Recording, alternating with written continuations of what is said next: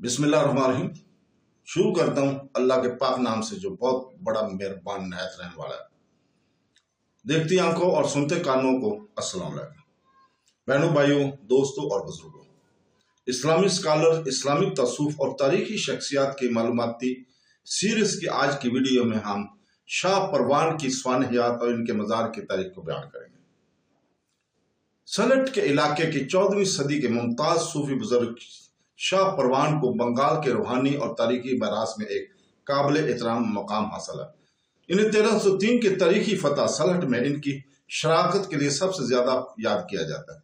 ये एक फैसला कुन वाक़या है जिसने बड़े सगीर पाक और हिंद की शुमाल मशरकी हिस्से में इस्लाम के फैलाव को निशान जद किया। शाह परवान ने सिर्फ एक अकीदतमंद सूफी थे बल्कि एक करीबी शागिर्द और मशहूर सूफी बुजुर्ग शाह जलाल मजरद अल मदनी के मामू भतीजे भी थे, जिन्होंने मुकामी हिंदू हुक्मरान गोरखवंदा के खिलाफ रूहानी और फौजी मुहिम की क़यादत की।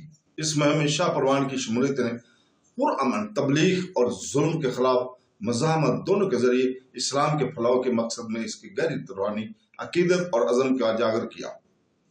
शाह जलाल के 360 दिगर साथियों के साथ शाह परवान ने सलट का सफर किया और कामयाब फतह के बाद उन्होंने इलाके में आबाद होने का इंतखाब किया और एक रूहानी रहनुमा और मशीनरी के तौर पर अपनी जिंदगी जारी रखी। 1303 में सलट की फतह सिर्फ एक सियासी फतह नहीं थी बल्कि खित्ते की मजहबी तब्दीली का एक अहम लम्हा था। मुकामी हिंदू हुक्मरान गोरखवंदा मुसलमानों पर अपने जुल्म और सतम के लिए जाने जाते थे और इसके जाबराना इक़्तिदार ने शाह जलाल और इसके पैरोकारों की मुदाफ़त को जन्म दिया था। फैसला कुन जंग के बाद शाह जलाल के बहुत से साथी सलहट और इस पास के इलाकों में इस्लाम की तबलीग करने में मुस्लिम कम्युनिटी की रूहानी ज़रूरत को पूरा करने के लिए खनकाहें, सूफी रहायशगाहें कायम करने के लिए मुंतशिर हो गए थे। शाह परवान ने लोगों में शामिल जो पीछे रह गए, उन्होंने अपनी जिंदगी मुकामी लोगों की रहनुमाई, मजहबी तालीम देने और सूफी इस्लाम की तरह को फरोग देने के लिए वक़्फ़ कर दी। अमन, मोहब्बत, आजिज़ी और खुदा से अकीदत वो न सिर्फ शाह जलाल के साथ अपनी वाबस्तगी की वजह से बल्कि इनकी अपनी तकवा, हिकमत और मुख्तलिफ पस मंजर के लोगों से रब्ता कायम करने की सालियत की वजह से सलट में एक वसी पैमाने पर काबिल एहतराम शख्सियत बढ़ गया। शाह परवान का इंतकाल 14वीं सदी के आखिर में हुआ। अगरचे इस दौर के तहरीरी रिकॉर्ड की कमी की वजह से इनकी मौत का सही साल गैर यकीनी है, लेकिन मकामी ज़बानी रवायत और तारीखी अकाउंट्स इस बात पर मुत्तफ़िक़ हैं कि इनकी मौत सलट में हुई, जहां उन्होंने फतह के बाद जिंदगी का बेशतर हिस्सा गुजारा था। इनकी मौत के बाद इनके पैरोकारों और मदाहों ने इनकी याद और रूहानी मीरास के एहतराम के लिए इनकी कब्र पर एक मज़ार तमीर किया गया था।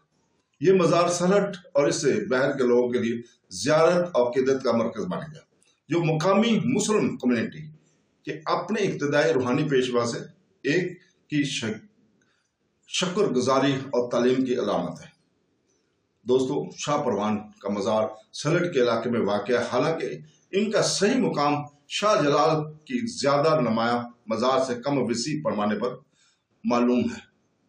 बहरहाल ये इन लोगों की तरफ से पसंद किया जाता है जो इसकी अहमियत से वाकिफ है, ख़ास तौर पर इनके इब्तदाई शागिर्दों की औलाद में और मुकामी सूफी रवायत के हलकों में। मज़ार का इब्तदाई ढांचा मुमकिन तौर पर एक सादा कब्र थी जो लकड़ी या बांस से बनी हुई आरजी सुल्तनत से ढकी हुई थी, जो इस वक्त एक आम रवाज था। बरसों के दौरान जैसे जैसे शाह परवान की शोहरत बढ़ती गई और बाद की नस्लों ने इनकी अहमियत को मजीद तस्लीम किया, मज़ार को बदतरतीब तरक्की दी गई और मजीद मुस्तकिल मवाद का इस्तेमाल करते हुए दोबारा तमीर किया गया। ये ख्याल किया जाता है कि यह मज़ार सबसे पहले शाह परवान के बराह रास्त शागिर्दों या ख़ानदान के अफराद ने कायम किया था, जिन्होंने अपने रूहानी रहनुमा की आखिरी आराम को महफूज रखने के लिए इसे खुद पर ले लिया। बाद में मुकामी हुक्मरान, मजहबी स्कॉलर और कम्युनिटी रहनुमा ने मज़ार की देखभाल की और तस्हीह में ताउन किया। इनके किरदार को रूहानी और इज्तिमाई सरगर्मी के मराकज़ के तौर पर तस्लीम किया गया है। तो दोस्तों, सदियों के दौरान शाह परवान का मज़ार अक्सी दुआ और सुकून की जगह बना हुआ है। शाह परवान की मरास सलहट के लोगों के इज्तिमाई याद में जिंदा है। खित्ते में इस्लाम की क्या में इनकी खिदमत, शाह जलाल के साथ इनके करीबी ताल्लुकात और इनकी अपनी ज़ाती खूबियाँ इन्हें बंगाल के रूहानी मंजरनामे में एक पायदार शख्सियत बनाती है। तो दोस्तों, इसके साथ ही हम आपसे इजाज़त चाहते हैं कल तक के लिए। कल इंशाअल्लाह ताला हम इसी वक्त शम्स फ़कीर की सीरत और इनकी मज़ार की तारीख को बयान करेंगे। कल तक के लिए इजाज़त। अल्लाह हाफ़िज़।